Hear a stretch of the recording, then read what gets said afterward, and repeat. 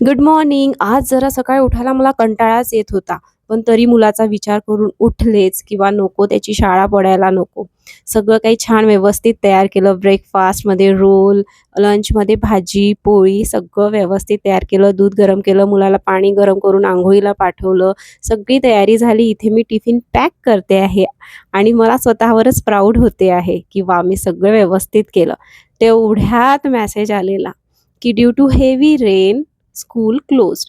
बाहेर जाऊन बघते तर पावसाचा एक थेंब सुद्धा नाही. मुलगा तर काय परत झोपला बाई. पण मी काय आता झोपणार होते नाही. स्वतःवरच हसू येत होतं. पण मी स्वतःला जरा दही लावून घेतलं. मी म्हटलं चला बाकी काही नाही तर स्वतःची पॅम्परिंगच करून घ्यावं.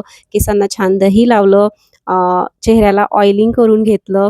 सगळं असं छान केलं आणि मग काय बाहेर गॅलरीमध्ये उभी राहून हलका-हलका पाऊस बघत राहिले. तो अशी माझी सकाळ गेली. तुमची सकाळ कशी गेली ते मला नक्की सांगा आणि ब्लॉग आवडला असेल तर नक्की लाईक करा, फॉलो करा. बाय.